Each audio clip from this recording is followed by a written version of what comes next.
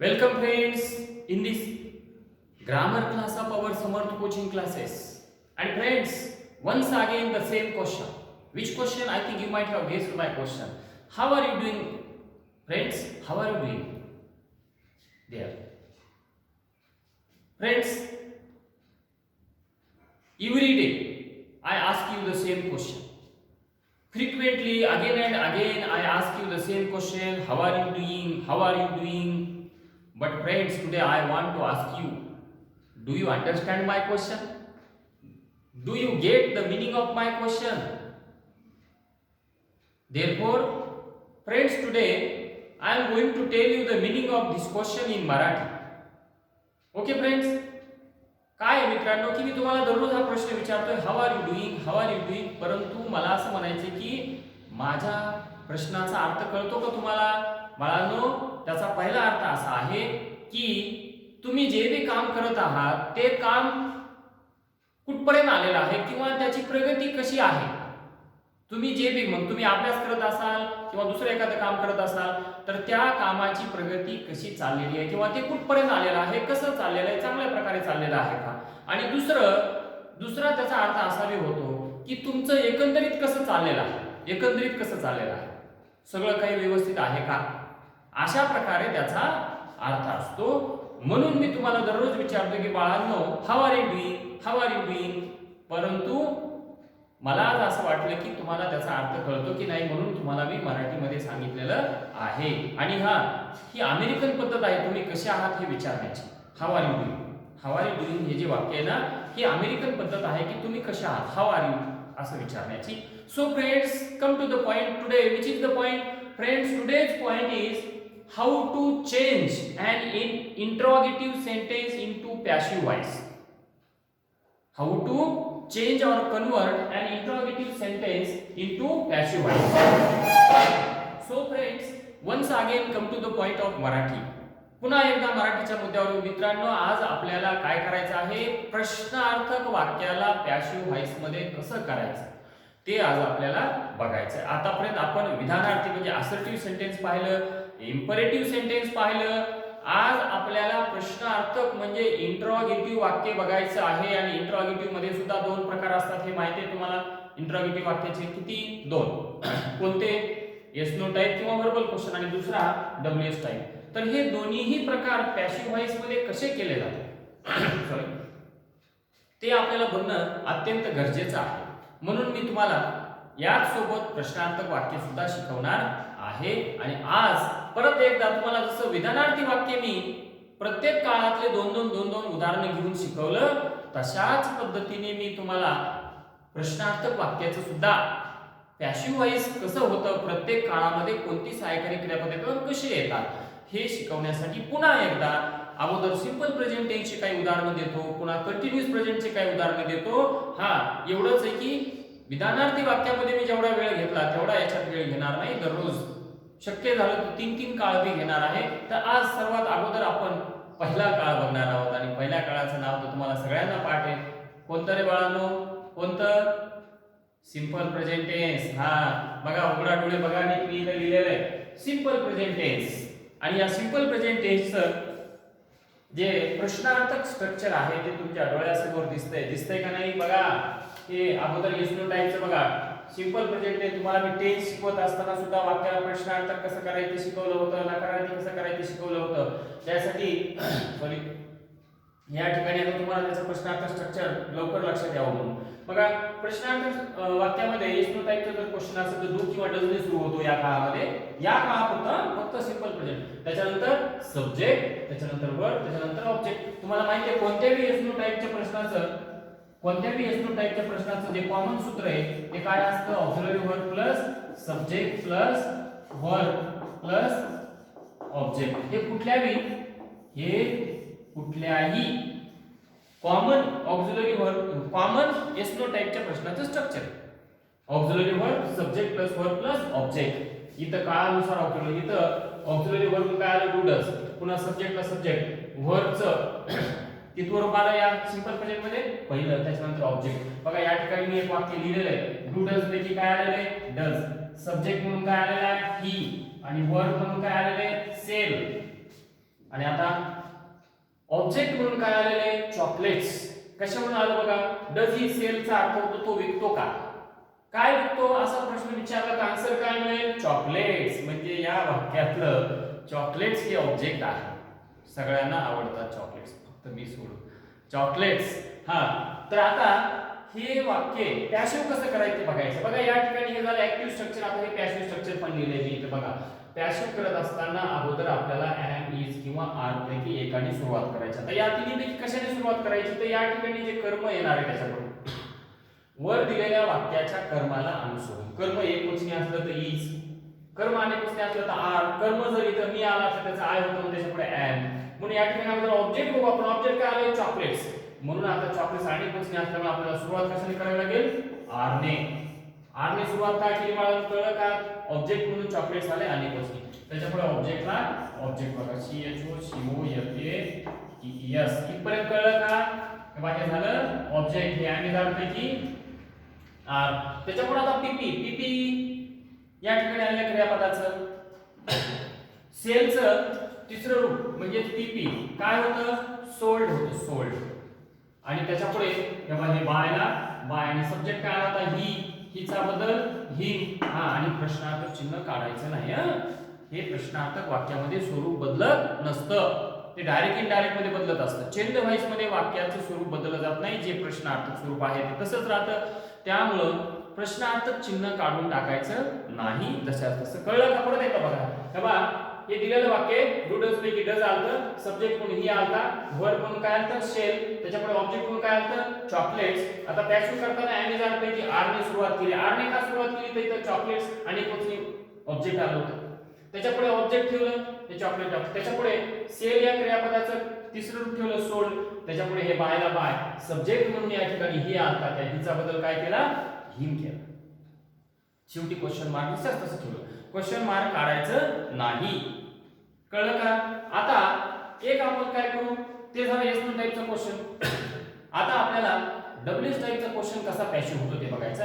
या ठिकाणी मी सूत्र लिहिलेलं आहे डब्ल्यूएस टाइपचं ऍक्टिव्ह व्हायचं बघा. फक्त याच्या अगोदर एक डब्ल्यूएस चा शब्द येतो, त्याच्यापुढे सेम स्ट्रक्चर बघा WS word plus do oblique does plus subject plus verb plus object. आता तुम्हाला तर माहितच आहे की कोणत्याही डब्ल्यूएस प्रश्नाचं स्ट्रक्चर असं असतं WH word plus auxiliary verb plus subject plus verb plus object. हे झालं कॉमन स्ट्रक्चर कशाचं डब्ल्यूएच क्वेश्चन. ते कॉमन स्ट्रक्चर आहे. हे एस2 टाइपचं कॉमन आहे, हे डब्ल्यूएच टाइपचं कॉमन आहे. या ठिकाणी बघा डब्ल्यूएच वर्ड म्हणून काय आलेला आहे व्हेन. हे बघा इकडे बघा नीट व्हेन. डूडल्स पैकी काय आलेलं आहे डू, सब्जेक्ट म्हणून काय आलेला आहे डे, वॉटर हे काय आलेलं आहे वर्ब, आणि ऑब्जेक्ट म्हणून आलेलं आहे द गार्डन. ऑब्जेक्ट म्हणून काय आलेलं आहे गार्डन. बघा do they when do they water म्हणजे ते केव्हा पाणी घालतात, काय घालतात म्हणजे आन्सर काय मिळतं गार्डन. कोणाला पाणी घालतात म्हणून याच्यातलं ऑब्जेक्ट काय आलेलं आहे द गार्डन. आता हे गार्डन या ऑब्जेक्ट बघा आपल्याला सुरुवात कशाने करायची आहे डब्ल्यूएच वर्ड. डब्ल्यूएच वर्ड काय आलेला आहे तर वेन आलेला आहे. हे वेनला वेन ठेवलं का वेन. आता एवढ्यापैकी एक ऑक्झिलरी वर्ब काय येईल योग्यते म्हणजे गार्डन हे ऑब्जेक्ट एक वचनी आहे त्याच्यामुळे इज येणार. आता त्याच्यापुढे ऑब्जेक्ट ठेवा काय आलेलं आहे गार्डन. हे बघा इथपर्यंत कळलं का. हे वेनला वेन एमिजार पैकी इज ऑब्जेक्ट म्हणून द गार्डन. आता पीपी वॉटरचं पीपी काय होतं वॉटर, त्याच्यापुढे बाय आणि सब्जेक्ट डेचा बदल काय होतो डे होतो. कळलं का कसं केलं ते नीट बघा. काही नाही वरच्या सारखंच आहे, फक्त डब्ल्यूएच चा एक शब्द आला होता वेन, ते जसा तसा ठेवला. बघा डब्ल्यूएच वर्ड वेनला वेन एमिजार पैकी इज आणि ऑब्जेक्ट म्हणून हे गार्डन, त्याच्यानंतर पीपी म्हणून वॉटर आणि बायला बाय आणि सब्जेक्टला सब्जेक्ट शेवटी क्वेश्चन मार्क. हे झालं पॅसिव्ह व्हॉइस. डब्ल्यूएच क्वेश्चनचा पॅसिव्ह व्हॉइस. मित्रांनो याच्यामध्ये आणखी एक महत्त्वाचा भाग आहे की ज्या वेळेला वाक्यामध्ये डब्ल्यूएच वर्ड कोणता येतो हू किंवा हू ने सुरू झालेला क्वेश्चन असेल, हू ने सुरू झालेला क्वेश्चन ज्या वेळेला वाक्यामध्ये हू येतं त्यावेळेला त्याचं काय करायचं असतं माहिती आहे का बाय हूम ने वाक्याची सुरुवात करायची असते. आणि ज्या वेळेला वाक्यामध्ये व्हॉट ने सुरुवात झालेला क्वेश्चन असतो त्यावेळेला ऑब्जेक्ट म्हणून काय असतं माहितीये का व्हॉटच असतं. बघा आता हुने सुरू झालेला क्वेश्चन या ठिकाणी आहे का नाही. मी तुम्हाला सांगितलं ज्या प्रश्नाची सुरुवात हुने झालेली असते त्या प्रश्नाचं पॅसिव्ह व्हॉइस सुरुवात कशाने करायचं, बाय हुम. झालं. हुच्या ऐवजी काय घेतलं, बाय हुम. आता वरच्या सारखं स्ट्रक्चर काय, बाय हुम. आता बघा हु टेल्स द टेल्स, या ठिकाणी ऑब्जेक्ट काय आलं, टेल्स. By whom. आता टेल्स मध्ये अनेक वचनी आहे म्हणून इथं काय येईल, आर. त्याच्या पुढे हे object tales, T A L E S. आता टेलचा अनेक अर्थ होतात. टू टेल, टेल म्हणजे कहाणी सांगणे असं होतो किंवा टेल म्हणजे गोष्ट पण होतो. बघा हे हुच्या ऐवजी बाय हुम. त्याच्यानंतर ऑब्जेक्ट म्हणून द टेल्स आलं म्हणून अनेक वचनी सहाय्यकारी क्रियापद घेतलं कोणतं, आर. आणि आता त्याच्या पुढे पीपी, टेल या क्रियापदाचं पीपी काय होतं, टोल्ड. आणि झालं इथंच. बाय वगैरे येणार नाही कारण की आपण या हुच्या बद्दल काय घेतला, बाय हुम. नीट लक्ष द्या, परत सांगतो. या हुच्या बदल्यामध्ये आपण काय घेतलं, बाय हुम. आणि वरच्या सारखंच पुन्हा ऍडिशनल पैकी काय घेतलं, आर. कशामुळे आर घेतलं, कारण की त्या टेल्स आणि कोणते ऑब्जेक्ट आलं म्हणून अगोदर आर घेतलं. त्याच्यापुढे हे ऑब्जेक्ट ठेवलं आणि त्याच्यापुढे टेल्स या क्रियापदाचं तिसरं रूप ठेवलं. काय ठेवलं, टोल्ड. आणि शेवटी क्वेश्चन मार्क. अशा प्रकारे जेव्हा जेव्हा एखाद्या वाक्यामध्ये हु हा डब्ल्यूएचा शब्द आलेला असेल किंवा जेव्हा एखादा प्रश्न हुने सुरू झालेला असेल तेव्हा त्याचं पॅसिव्ह करत असताना हुच्या ऐवजी बाय हुम अशा शब्दांनी सुरुवात करतात. बाय हुम हे तर उदाहरण आलं. त्याच्यानंतर आणखी एक तुम्हाला सांगितलं की ज्या ज्या वेळेला वाक्यामध्ये व्हाट हा डब्ल्यूएचा शब्द आलेला असतो किंवा जो जो क्वेश्चन व्हाटने सुरू झालेला असतो त्या वाक्यामध्ये ऑब्जेक्ट म्हणून आपल्याला व्हाटलाच गृहीत धरावं लागतं किंवा व्हाट हेच त्याच्यातलं ऑब्जेक्ट आहे असं गृहीत धरावं लागतं. बघा आता हा क्वेश्चन आहे, व्हाट डू यू सिंग. या वाक्यामध्ये आपल्याला व्हाटला व्हाट जागेवर ठेवावं लागतं. What do you sing. आता व्हाट इज, व्हाट हे एकवचनचं आहे असं गृहीत धरायचं. What is. आता आपल्याला माहिती आहे इकडे बघा व्हाटला व्हाट झालं, ऑक्झिलरी वर्ब झालं. आता काय ठेवायचं असतं, ऑब्जेक्ट. ऑब्जेक्ट आणि त्याच्या पुढे आता ऑब्जेक्ट त्याच्यात वाटच आहे. त्याच्या पुढे आपल्याला काय करावं लागेल, पीपी घ्यावं लागेल. पीपी काय, सिंगचं पीपी सन. कळलं का इथपर्यंत. व्हाटच्या वाक्यात व्हाटच ऑब्जेक्ट. व्हाट इज सन. त्याच्या पुढे वाय ला बाय आणि यू ला यू, कारण त्याच्यातला ऑब्जेक्ट हा सब्जेक्ट काय होता, यू. तसं या ठिकाणी जेव्हा जेव्हा एखाद्या वाक्यामध्ये व्हाट आलेला असतं प्रश्नार्थक वाक्यात किंवा जेव्हा जेव्हा एखादा प्रश्न व्हाटने सुरू झालेला असतो तेव्हा तेव्हा त्याचं पॅसिव्ह करत असताना त्या वाक्यातलं ऑब्जेक्ट हे व्हाटच आहे हे गृहीत धरावं लागतं. जसं की इथे केलं आपण व्हाटला व्हाट, त्याच्यानंतर व्हाट एकवचनी गृहीत धरलं आपण म्हणून इज, त्याच्यानंतर या सिंग या क्रियापदाचं सन, त्याच्यापुढे बायला बाय आणि यूचा बदल यूच असतो आणि शेवटी क्वेश्चन मार्क. अशा प्रकारे आपण काय केलेलं आहे, हे पॅसिव्ह करून बघितलेलं आहे. तर मी काय सांगितलं ते लक्षात आलंय का. तर बाळांनो काय करतो मी आजचे दिवस फक्त सिंपल प्रेझेंट टेन्स घेतो कारण की हा डब्ल्यूएचा प्रश्न जर तुम्हाला कळत नसेल तर थोडं स्लो घेतो आजचे दिवस. उद्या मात्र 2-3 काळ घेऊन टाकतो एकदाच. लक्षात यायला लागले का तुमच्या मी काय बोलतोय ते. मी प्रश्नार्थक वाक्याचं तुम्हाला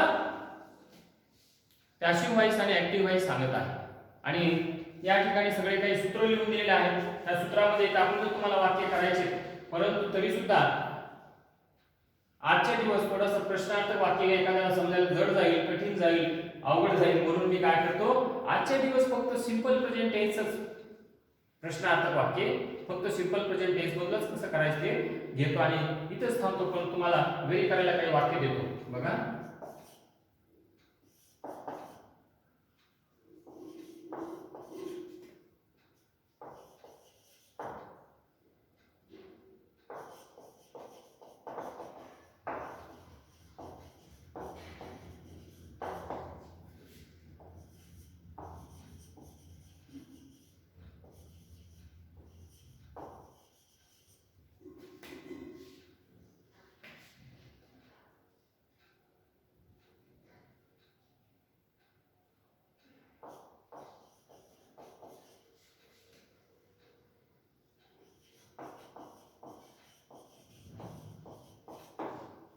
बघा where does.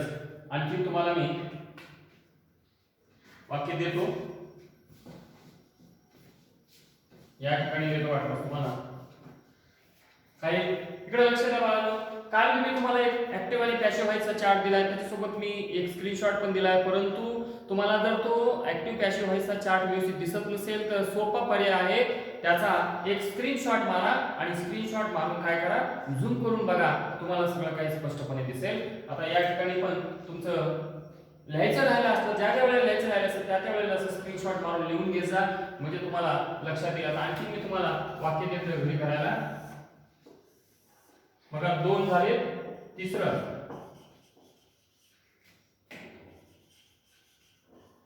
who asked the question. बघा चौथा what do